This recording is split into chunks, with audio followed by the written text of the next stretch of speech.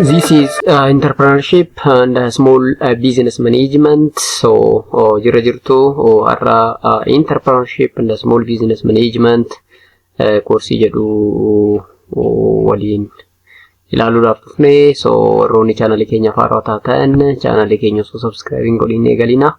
Warroonni channel keenyaaf miseensa taatan immoo video kana like gochuu hin dagatina jenna. So kallattimaan gara tutorial keenyatti seena.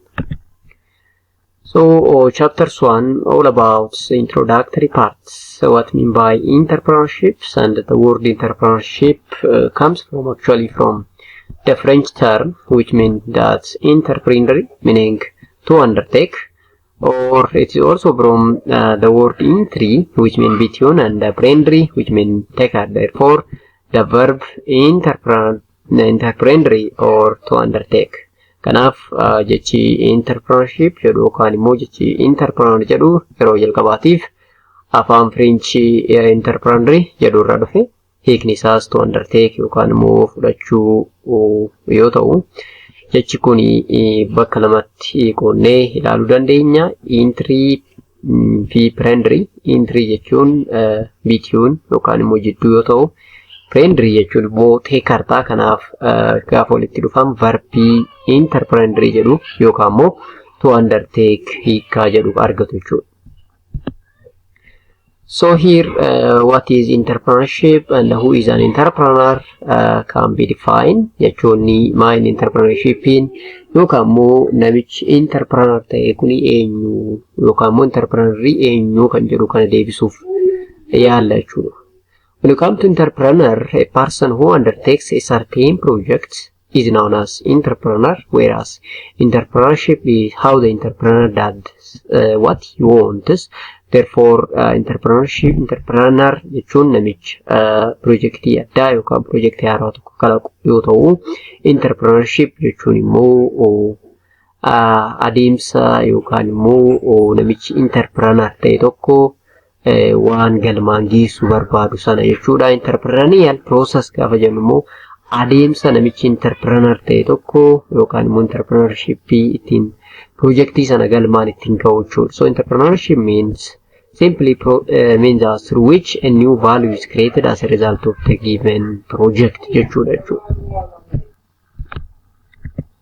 So to be specific, entrepreneur is simply a person who tries to do something new and visualize a business opportunity and organize the necessary resources for setting up the business and bears the risk involved. Kanaaf gabaabumatti entrepreneur gaafa jennu nama waan addaa yookaan waan haaraa tokko kalaquuf yaalu yookaan immoo nama carraa hojii garaagaraa kalaquu yookaan immoo akeekuu danda'u tokkoon maal jennaani entrepreneurship jennaani. Kana carraa hojii tokko kalaquu qofa osoo hin taane resource hojii sanaaf barbaachisuu fi riskii hojii sanaaf barbaachisu kan fudhachuu danda'uudhaan entrepreneurship jennaan. Thus an entrepreneur may be termed as an innovator, an organizer or risk bearer jechuu dandeenya. Kanaaf namni tokko entrepreneuridha kan jennuuni yoo waan haaraa yookaan waan innovative ta'e tokko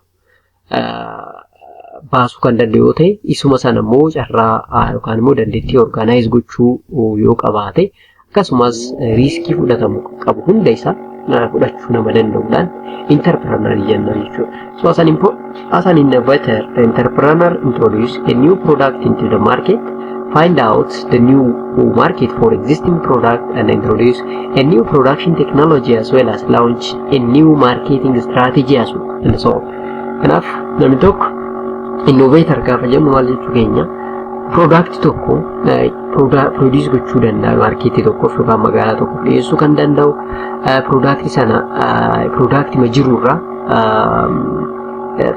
innovation yookaan immoo waan haaraa dabaluu kan danda'uu fi product ma jiru sana teknoolojii garaagaraatiin gargaaramee kan innovate gochuu danda'u, carraa magaalaa haaraa product sana yookaan immoo strategy magaalaa kalaquu kan danda'u. That is simply what innovator jechuun ni dandeenya. So when it comes to entrepreneurship, is simply the process of creating an incremental wealth jechuu dandeessu jechuudha.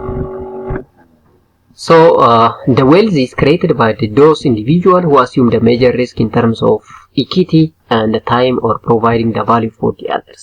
Kanaaf entrepreneurship jechuun gabaabumatti nama incremental wealth yookaan immoo qabeenya dabalataa argachuu danda'u, sana argachuuf immoo gabaabumatti riskii fudhachuu nama danda'uudhaan entrepreneurship yookaan immoo entrepreneurship jechuu dandeenya jechuudha.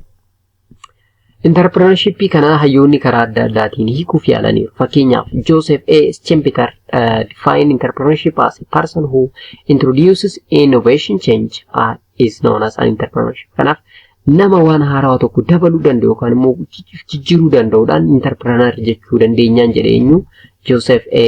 Schumpeter.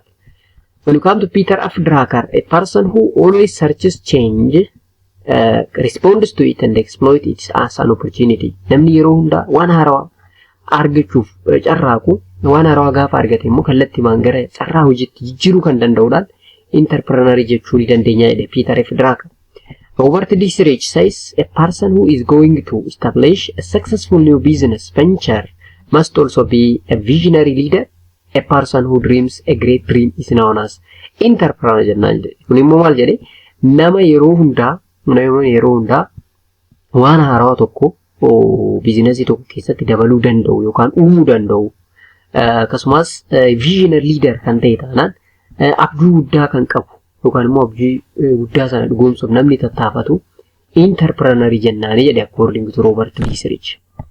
For an economist, an entrepreneur is the one who brings resources, labor, material and other assets into combination that make their value greater than before, and one who introduces a change, innovation and a new order is known as an entrepreneur. Warroonni economics yookaan hayyoonni economists immoo maal jedhanii define godhu entrepreneurship jechuun resource jiru, labor jiru, material jiruu fi asset biraa walitti fiduudhaan waan value dabalu tokko kalaquu jechuun entrepreneurship jennaan jedhu.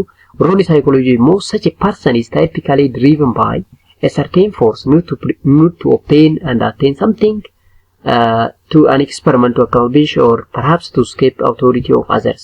Warroonni psychology immoo maal jedhanii, namoonni wanta haaraa argachuudhaaf wanti isaan drive godhu humni tokko yoo jiraate yookaan humna qaban humni keessa isaanii dhiibu yoo jiraate fi wanta haaraa tokko argachuudhaaf namoonni experimentaalii dhamaan warratti itti gaafatamummaa yookaan immoo aangoo nama jalatti buluu warroonni fedhii hin qabne hojii ofii isaaniitti kalaquudhaan aangoo mataa ofii ta'uu warroonni barbaadan entrepreneurship jennaan jedhu warroonni psychology jechuudha.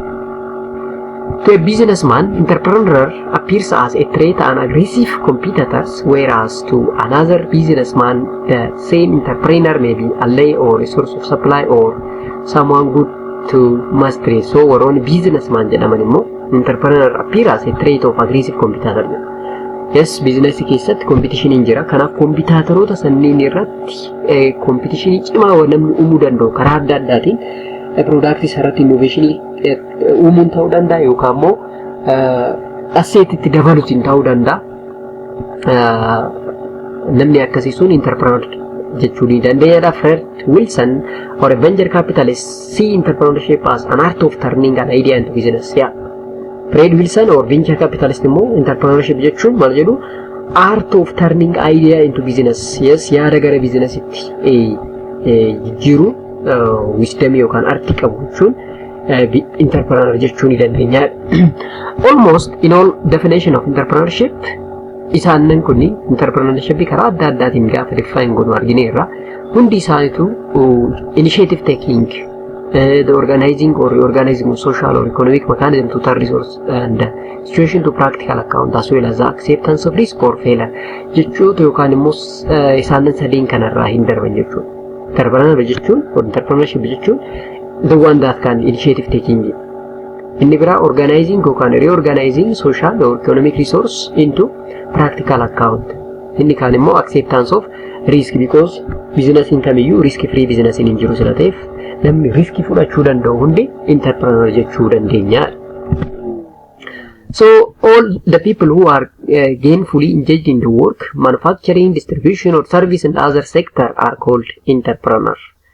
So again the founder, creator and the risk taker are called also entrepreneur, and each of these terms focus on some aspect of entrepreneur that they have some attribute but they are not entrepreneur in strict sense. Kanaaf entrepreneur jechuun gabaabumatti isaanan kanneen hunda qabata jechuudha. Namoonni waan haaraa tokko argachuudhaaf yookaan immoo manufacture gochuudhaaf yookaan distribute gochuuf yookaan service kennuuf warroonni olii gadi kaatan hundi entrepreneur jechuu ni dandeenya. Akkasumas wanta haaraa uumuu kan danda'u risk taker yookaan creator waan tokko entrepreneur jechuu ni dandeenya. Isaanan kunniin fakkeenyaaf initiator is not entrepreneur, brothel keeping or call girl business kunis entrepreneur jechuun hin dandeenyu. Fakkeenyaaf dubartoota qaama isaanii gurguranii akka maallaqa argatan gochuun business entrepreneur jechuun hin dandeenyu. Bootlegger or buying and selling illegally warroonni seeraan ala daldaluun fakkeenyaaf contraband, drug peddler, black market isaanan kunniin entrepreneur jechuun hin dandeenyu. All the above people cannot be entrepreneur although they are risk, create market and they get reward more than visualized. These occupations are not for social good and they violate business ethics. Kanaaf wanti business ethics cabsu tokko yookaan immoo wanti hawaasa tokko miidhuu danda'u karaa kamiinuu maallaqa yoo argamsiise entrepreneur jechuun hin dandeenyu jechuudha. Entrepreneurship include 5 critical elements. Entrepreneurship in elementoota gurguddoo 5 qaba. Tokkoffaa the ability to perceive an opportunity. Gabaabumatti opportunity argame dafanii fudhachuun critical element of entrepreneurship jechuu dandeenya. Why, when and how entrepreneurship opportunity exists, the source of those opportunity and the forms that they take, the process of opportunity discovery and evaluation are a part of this step. Kanaaf dafnee opportunity argame fudhachuun xiinxaluun maaliif kamitti eessatti gara carraatti geeddaramuu danda'a kan jedhu xiinxaluun critical element of entrepreneurship jechuun dandeenya. Inni lammaffaa the ability to commercialize the perceived opportunity, meaning innovation, the acquisition of resource for exploitation of this opportunity and the act of opportunity exploitation. Kanaaf opportunity qofa argachuun gahaa miti. Opportunity sana dafnee gara innovation itti geeddaruun resource argame exploit gochuudhaan gara carraa sana gara maallaqatti geeddaruun sunis entrepreneurship critical element of entrepreneurship jechuu dandeenya. Inni sadaffaa the ability to pursue it in suitable basis, the ability to pursue it through systematic means and the finally acceptance of risk or failure. Isaannen shanan kun the critical element of entrepreneurship jedhamuudhaan beekamu jechuudha. The role of entrepreneur in the economy. Maali gaheen entrepreneur economy tokko keessatti maali gaheen isaa? Tokko combination of economic factors. All the products bought and sold in an economy are the mix of 3 primary economic factors: the raw material, the nature of first up, and the physical as well as the mental labor people provide as well as capital or money. So economic mix warroonni jedhaman labor, capital, entrepreneur and the land warroonni jedhaman jiru. Kanaaf isaanan kanneen combine goone product tokko yoo uumuu dandeenye that is entrepreneurship role taphanne jechuudha as keessatti. Now this the value is created by the combining these things together in a way which satisfy the human need. Kanaaf isaanan sanni gara bu'aatti geeddaruun entrepreneurship role keessa tokko jechuudha. Inni lammaffaa providing market efficiency. Efficient means the resources are distributed in an optimal way that is the satisfaction that people can gain from them is maximized. The economic system can only reach this state if there is a competition between different suppliers. Kanaaf providing market efficiency jechuun. So the role of entrepreneurship inni lammaffaan providing market efficiency. Market efficiency jechuun resource magaalatti dhiyaatu yookaan immoo customer'iidhaaf dhiyaatu magaala sanaaf yookaan immoo customer'i sanaaf gahaa ta'uu danda'u qaba jechuudha. Inni sadaffaan acceptance of risk. Risk is a potential variation in terms of future outcomes and we do not know exactly what the future will bring. Kanaaf risk jechuun yeroo hundaa future outcome hin beeknu maaltu nu mudata gara fuulduraa kan jedhu yookaan forecast goone malee jechuudha. Kanaaf gara fuulduraa forecast gochuu danda'uu qabna jechuudha. Gaafa entrepreneur ta'an gara fuulduraa carraa forecast gochuu danda'u qabaachuu qabna jechuudha. So no matter how we plan, there is always a possibility of adverse deviation from what we expect or hope for. Here, the primary function of entrepreneur is to accept risk on behalf of the other people. Kanaaf entrepreneur maal godha? Dandeettii riskii fudhachuu danda'u qabaachuu gabaabumatti. The other one is maximizing investors' return. So entrepreneur creates and run organization which maximize long-run profit on behalf of the investors, which in turn generate overall economic efficiency. So maximize investors' return. Yaa namni tokko bizinesi tokko irratti kan bobba'uu fi profitii generate gochuudhaaf amma danda'a. Kanaaf long term profitii generate gochuudhaan initial capitalii caalaa profitii argachuu danda'u qabna yookaan immoo overall economic efficiency garmalee dabaluu danda'u qaba jechuudha. Entrepreneurship rooliin isaa inni biraa kan. The other one is processing market information. The entrepreneur keep an eye out for the information that is not being exploited. By taking advantage of this information, they make market more efficient and rewarded out of the revenue generated.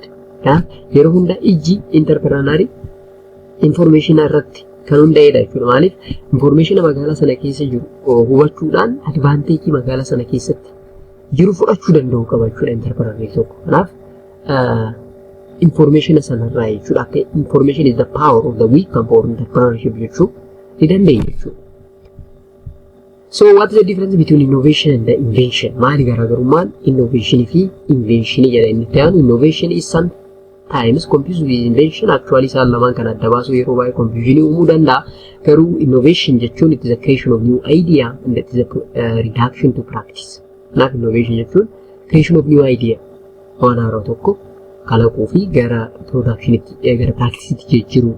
So innovation is successful exploitation of new idea that involves much more than the creation of idea and it includes the way in which the new idea are developed, diffused and exploited. So innovation is at once an outcome, a new product, process of service and the process of an organizational and managerial combination and decision. Therefore innovation is successful or it may be limited or short-lived. Ta'udha kanaaf innovation jechuun gabaabumatti waan haaraa tokko beeksisuu fi waan haaraa sana arganne sana idea sana create goone sana immoo gara practicalitti gadi buusuu kan jijjiiruu jechuudha. This one is innovation. Here are an inventors and the entrepreneur differ from each other. An inventor creates something new. An entrepreneur assembles and then integrate all the resources needed, the money, the people, the business model, strategy, and the risk-bearing ability to transform the invention into the viable business. Amma inventory fi entrepreneurship bi garaagarummaa guddaa qabu. Inventory jechuun waan haaraa tokko kan kalaquu jechuudha. Kalaquu. Entrepreneur jechuun garuu wanta haaraa kalaqame sana assemble gochuudhaan resourcii jiru fayyadamuudhaan exactly gara biizinasitti geeddaruu jechuudha. Invention irratti hin dhaabatan isaan gara biizinasitti haga sadarkaa geeddaranitti deemuu danda'u jechuudha. Entrepreneur role. The three primary reasons that people became entrepreneurs and start their own business firm. Namni maaliif entrepreneurship yookaan immoo biizinasii ofii kalaquu barbaade? Wantoota gurguddoo sadiitu jira. Tokkoffaa to be their own boss or one's own boss. Namni tokko boosii ofii ta'uudha. Yookaan immoo nama jalatti ajajamuun jiraachuu osoo hin taane ajajaa ta'ee jiraachuudhaaf maal kalaqaa entrepreneurii ta'a jechuudha. This does not mean that the entrepreneurs are difficult to work with or that have a trouble in accepting authority. Rather, many entrepreneurs want to be their own boss. amma gaafa to be their own boss jennu interpreneurota wajjin hojjechuun hin danda'amu yaada namaa hin fudhatanii jechuu osoo hin taane guutumaan guututti ofii isaaniitiin hoogganuu barbaadu. Ofii isaaniitiin hoogganuu barbaadu malee nama jalatti qacaramanii hooggansa biraa hin barbaadan jechuudha. Namoonni entrepreneurship idea qaban. Pursue their own idea. Some people are naturally alert of niqu, and when they recognize idea for a new product or service, they have desire to see those idea realized. Yeroo baay'ee namoonni tokko gara malee alert ta'anii idea tokko gaafa dhufe dafanii idea sana gara new product yookaan immoo service itti geeddaruudhaaf fedhii guddaa warroonni qaban jiru jechuudha. Namoonni akkasii entrepreneur jechuu ni dandeenya jechuudha. Inni sadaffaa pursue financial reward. This motivation, however, is typically secondary to the first two and often fail to live up to the hype. Kanaaf financial freedom argachuudhaaf namni entrepreneur ta'a. Financial freedom. Bilisummaa maallaqaa argachuudhaaf. Afuraffaan form of entrepreneurship jedha. There are actually two type of form of entrepreneurship. One is individual entrepreneurship and the other more entrepreneur or corporate entrepreneur kan jennu. An individual entrepreneurship is someone who started, acquired or financed his or her own independent organization. Namni kophaa isaa entrepreneurship ta'uu danda'a. Maaliif mallaqa ofiitiin, idea ofiitiin hojii wayii yookaan biizinasii wayii jalqabuu kan danda'u yoo ta'e individual entrepreneurship jennaani. Entrepreneur or corporate entrepreneur kan jennuun immoo an established firm with an orientation to acting entrepreneurial is called corporate entrepreneurship. So entrepreneurship firms are typically proactive, innovator, and are not service to taking calculated risk. So a corporate entrepreneur or entrepreneurship is a person who does entrepreneurial work with a large organization. Faalla individual entrepreneurship ittiin entrepreneur yookaan immoo corporate entrepreneur jechuun immoo large organization ta'anii gaafa biizinasii tokko yookaan immoo hojii tokko uuman that is corporate entrepreneur or entrepreneur jechuu ni dandeenya jechuudha. Garaagarummaan isaanii individual entrepreneur jechuun namni tokko kophaa isaa biizinasii tokko dhaabee hojjechuu danda'u. Yookaan immoo independent organization tokko kan qabu yoo ta'e corporate or entrepreneur jechuun immoo namoonni baay'een gaafa walitti dhufanii large organization tokko liid gochuu gaafa danda'anidha jechuudha. Prior research on entrepreneurship focus on individual. So prior research on entrepreneurship jechuun gara entrepreneurship osoo seeniin dura research nuti hojjennu maal fa'aa jechuudha. For example, a focus on individual. Believe that entrepreneurship is a function of human attribute and the studies on entrepreneurial individuals. A large number of entrepreneurship research have sought to explain the entrepreneurship phenomena by identifying those members of society who could be considered entrepreneurial individual. Kanaaf focusing isaanii jalqaba individual irra ta'uu qabachuu. Maaliif namoonni individually yaada gurguddoo biizinasii qabantu jira jechuudha. Kanaaf isaan irratti focus gochuu baay'ee barbaachisaadha jechuudha step jalqaba irratti. Nityanu focus on environment. Situation in which entrepreneurial activity have highly likely to occur. Place with high entrepreneurial activity. A group of researchers has sought to explain entrepreneurship by referencing to the environment in which entrepreneurs have been found. So maal jechuudha naannoo irra jiru keessatti fookasii guddaa yookaan xiyyeeffannoo kennuudhaan yaadni biizinasii haaraa yookaan yaadni kalaqa haaraa nu dhufuu akka danda'u riisarchii hojjechuu danda'u qabna jechuudha. Maaliif yeroo baay'ee riisarchii guddaa keessatti namoonni naannoo isaanii irratti xiyyeeffannaa kennuudhaan yaada biizinasii haaraa kalaquu yookaan immoo argachuu ni danda'u jechuudha. So the other one is individual attributes in entrepreneurship. One is psychological factors. Some of the most often cited entrepreneurial characteristics are commitment, determination, and perseverance are more than any other factor. Total dedication to success as an entrepreneur can overcome obstacles and setbacks. And the other one is drive to achieve. Entrepreneurs are self-starters who appear to others to be internally driven by strong desire to compete, to exceed self-imposed standard, and to pursue as well as attain challenging goals. And the other one is opportunity orientation. One clear pattern among successful growth-minded entrepreneurs is focus on opportunity rather than on resource structure as well as strategy. Kanaaf yeroo baay'ee individual attributes entrepreneurship idhaaf gahee guddaa kan taphatan jiru tokkoffaan psychological factor yeroo baay'ee commitment nuti qabu hojii tokkoof drive to achieve waan tokko argachuudhaaf muuxannoon yookaan confidence yookaan kutannoo nuti qabu inni itti aanu carraa argannu dafnee gara biizinasiitti carraa adeemsa jijjiiruu qabaachuun isaan kunniin attribuutii bareedaa yookaan immoo attribuutii baay'ee barbaachisoodha jechuudha biizinasii tokkoof. Another one is initiative and responsibility. Effective entrepreneurial activities undertake initiative. They willingly put themselves in a situation where they are personally responsible for success or failure of the operation. Yeah, nama irratti independent ta'an maaliif ufuma isaaniitti gaafatamummaa fudhachuudhaan failuriitiin si ooluuf nama biraa irratti biliin gochuu hin danda'u jechuudha. Persistent to problem solving. Entrepreneurs are not intimidated by difficult situations, attack a problem or obstacle that are impeding business operation. If the task is extremely easy or unsolvable one, do not warrant their time. Malte, namoonni idea entrepreneurship idea qaban yeroo baay'ee problemii tokko solve gochuu irratti rakkoo guddaan qabu jechuudha. Kanaaf hamma danda'an problemii sana extremely solve gochuuf ni deemu. Problemiin sun unsolvable ta'ee taanaan immoo karaltii biraa barbaadu malee achuma irratti sa'a dheeraa guutuun barbaada jechuudha. Inni itti aanu seeking feedbackidha. Effective entrepreneurs are often described as a quick learner. Dafanii baratu. Effective entrepreneurship dafee baratu feedbackii isaa irratti yookaan immoo goggora isaa irratti nama dafee baratu. Like many people, they are also strong desire to know how well they are doing and how well they might improve their performance. Guyyaa guyyaan akkaataa performance isaanii ittiin develop godhan carraaqa yookaan immoo laalaa deemu jechuudha. Internal locus of control. This attribute is consistent with high achievement, motivational drive. The desire to take personal responsibility and self-confidence. Self-confidence guddaa qabu. Ufuma isaanii irratti depend ta'u jechuudha warroonni entrepreneurship. Risk calculate risk they take calculate risk taking. Risk calculate tokko fudhachuudhaaf hagas maraasha rakkoo hin qabanii tolerance of failure amma fedhee dhufee irraa baratanii experience irraa argatanii gara fuulduraa deemu malee achirratti dhaabbachuu hin barbaadan. High energy level. Entrepreneurship are find time their energy level by carefully monitoring what they eat, drink, now when to go away for relaxation. Energy isaaniis bifa safe ta'een fayyadamu jechuudha. Creativity, innovativeness, vision, self-confidence and optimism, independence, team building. Dandeettii akkanaa qabu jechuudha. Enerjii isaanii taateewwan yookaan gochoota akkanaa kana irratti balleessu malee bakka hin taane irratti hin balleessan jechuudha. Namoonni entrepreneur jennu jechuudha.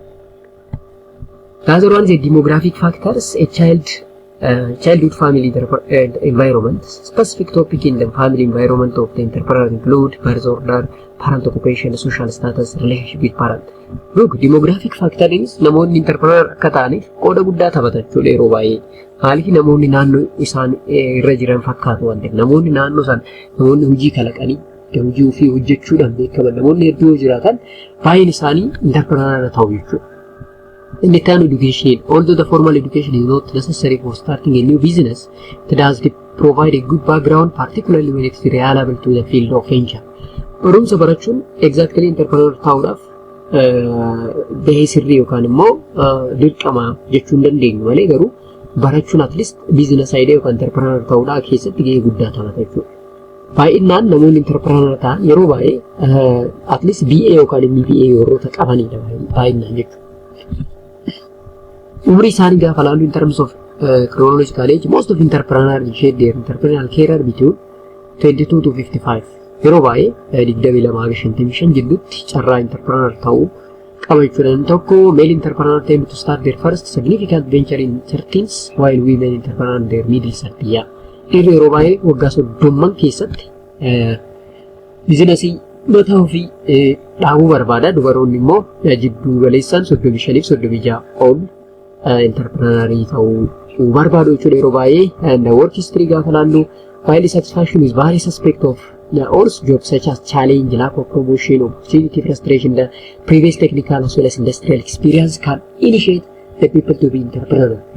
Namni tokko entrepreneur akka ta'uudhaaf challenge bakka inni itti hojii hojjetu sanarratti gammachuun hin jiru taanaan kan immoo challenge ta'e taanaan akkasumas promotionii hojii yoo dhabe carraa akkasii hojii sanarratti frustration guddaan kan uumamu yoo ta'e namichi sun businessii uumuu carraa guddaa qaba jechuudha. Role model could be parent, relatives, brothers, successful entrepreneur. Yaa namoonni role model ta'uu danda'a yeroo baay'ee faamilii irraa jalqaba fiira ta'uu danda'a obboleeyyan hangafaa ta'uu danda'a yookaan immoo namoota entrepreneurii ta'an kan seenaa keessatti beeknufaa ta'uu danda'u jechuudha. environmental factor naannoo irratti guddanne yookaan itti jiraannus factorii biraati jechuudha. So environmental factor affect entrepreneurship in society include technology, economy, politics, social as well as culture of an environment can initiate a people to be entrepreneur. Kanaaf namni sababoota kanneenitiin entrepreneur ta'uu danda'a yookaan immoo carraa qaba jechuudha. Fakkeenyaaf economy gaafa jennu income leveling isaa xiqqaa ta'e taanaan economy growth hin jiru taanaan taxation leveling garmalee itti buufama taanaan inflation jireenyaa economic instability or stability interest rate in jiru hundi isaatu walitti qabaa entrepreneurship dhaaf sababa ta'uu danda'a. Politics gaafa jennu starting from regulation, transparency of rules, property tax, rights, and then social acceptance of entrepreneurship, entrepreneurial role models, cultural norms. These all are what the cause of entrepreneurship, which is an environmental factor. So thank you very much. This one is the end of chapter 1. If you have any questions, suggestion, comment, you are welcome. Walumaa galatti boqonnaan tokko fagana fakkaata. Boqonnaa lama qabannee aga walitti dhufnutti guddaa galatooma jenna. Warroonni chaanalii keenyaaf haara ta'an subscribe gootan malee bahuun hin danda'amu. Warroonni chaanalii keenyaaf immoo asuma turtan immoo chaanalii keenya viidiyoo keenya like gochuu hin dagatinaa jenna. Chapterii lammaffaa almost haga qabannee chapterii lammaffaa qabannee dhufnutti nagaan jiraadhaa jenna. Guddaa galatooma.